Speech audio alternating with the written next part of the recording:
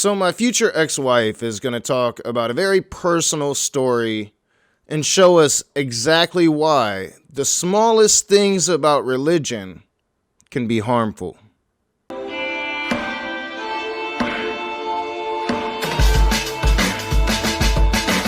What is up, you heathens and demons, you sinners and saints, you godless bastards? Welcome back to The Rage. I am the Raging Atheist, and the Girls of Girl Defined is going to be a solo girl, and it's going to just be Kirsten this time, and she's going to be talking about masturbation. Let's get into it. Okay, so my journey, I remember battling lust like as far back as I can remember. Like as a young girl, I think sometimes we think, oh, you don't really struggle with thoughts or things until you're older. But really, we live in a world where our sexual design, it isn't perfect like God intended it to be in the garden, right? Sin has impacted that. All right, so this talk of lust, let's talk about what lust is. So if you're in the heat of the moment with a girl and you guys are hot and heavy, you getting it on, you have lust for her. Sitting in your bed and feeling a little tingle and wanting to touch that tingle, I wouldn't call that lust. I would just call that a human natural thing. Like that's gonna happen to almost every human being. Unless you're completely asexual, you probably masturbate. Masturbation is a very natural thing and not something that should be stigmatized or you should be embarrassed about or even feel shame about, because it's just something that's going to happen. Your body is going to mature. Your body is going to experience new things, and it's natural. It's nothing to feel ashamed about. And the problem is these religions tell these young women especially that they should feel ashamed about that. And even young men, that they should feel ashamed about that, when there is nothing to feel ashamed of. You are just coming into your body. Your body is growing. Your hormones are going crazy. This is something everybody goes through. And we see that all throughout culture. You go into the grocery store, you see magazine covers. Like when you're young, you see this stuff and you start having questions and you have thoughts and you wrestle in your heart and you're just trying to figure everything out, right? So that was me. And I, hit my teen years and I started really struggling with lustful thoughts in my mind. And I was wrestling with masturbation, struggling with that. You hit your teenage years and something very natural happened. And it's not a struggle, it's just something that happens, and you struggled against it because you had this religion telling you that God doesn't like that God will actually send you to hell for that this lust is a sin that's capable of landing you in eternal hellfire. The fact that you hit your teenage years and your body started to do things and you wanted to do things to your body, that's nothing to be ashamed of. And unfortunately, this religion tells young people that they should be ashamed of that. And even society stigmatizes that. Stigmatizes you if you were to ever get caught doing that or admit doing that. They're gonna force shame on you for something that you should feel absolutely no shame about. Which I know that's a whole nother topic. We have a whole section on that in the book, by the way, because that's like a topic not a lot of, I feel like, Christians talk about, but I think there's a lot to be said on it. So that was something I was really struggling with. Like it was habitual in my life and I just didn't know how to stop, how to get help, how to get freedom. The best help you could get for that is people just being supportive and being honest and say, hey, I do that too. That happens to everybody. The best help you could have received from your parents would have been for them to tell you that it's perfectly normal and nothing wrong with it. But no, you feel like you need a support group, and Christianity will provide that for you because Christianity tells you that is unnatural, that is a sin.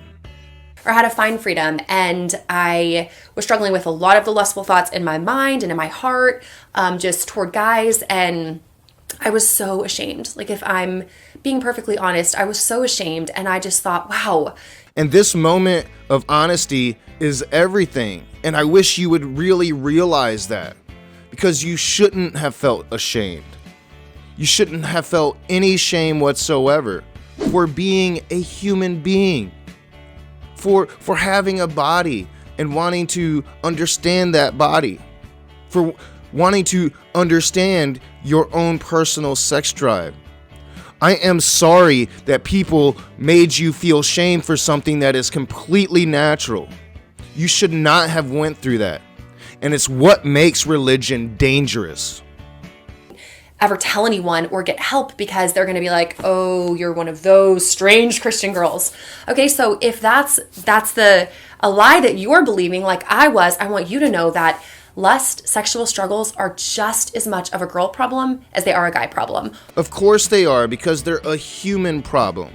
You know, this myth that women have no sexual drive, that men are just these horny beings and women are nothing like them, that's a myth. We're human beings. We have sex drives.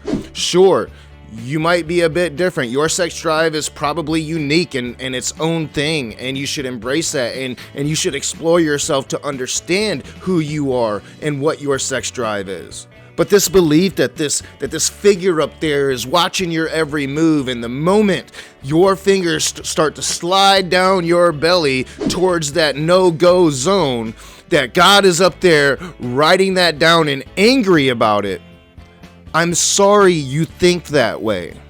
I'm sorry you feel like you're being watched all the time, that you have no privacy whatsoever. And I'm so glad that I don't live like that anymore. And you don't have to live like that anymore. You can escape these bindings of oppression that shackle you to this God.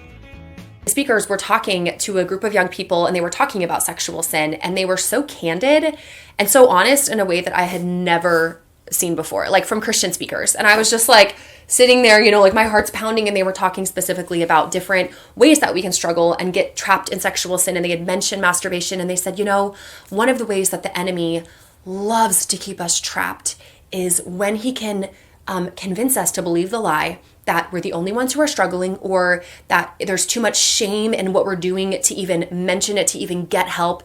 That's not Satan. That's your religion. It's your religion making you feel that shame. It's your religion making you feel that type of way. It's not Satan. Satan doesn't exist. I mean, just the thought of Satan and his minions going around human to human, trying to whisper in their ears, getting them to touch themselves in ways that this mysterious being in the outer space doesn't like, the mere thought of that is ridiculous. And so the enemy will keep us trapped in darkness, in a sense. And they said one of the most powerful steps that you can take on your journey toward really conquering the sexual sin, or getting on a path of freedom, of even fighting, battling this sin, is to bring it into the light. And I actually agree with that. Because the more of you that are talking about this, the more of you will realize that you all do it. You all do it. Your husband masturbates.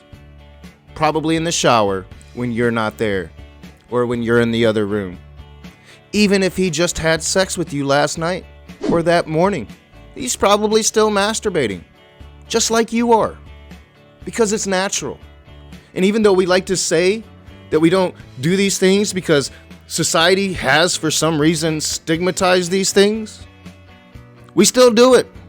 Hell, I'm about to go rub one out right after this video.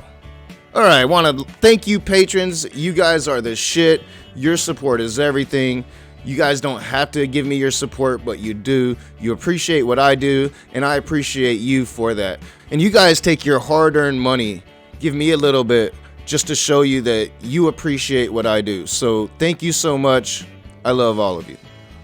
And yeah, that even includes you, Will Kincaid, and John Grishallo. And as always, if you like the video, hit the thumbs up. Tell me what you thought in the comments section below. I want to hear from you. I'm going to try to respond, at least give those hearts a lot better than I've been doing. Subscribe. Tell all your friends to subscribe. Hit that bell so you're notified every time I have a new video or every time I have a new live stream. As always, I'll see you soon.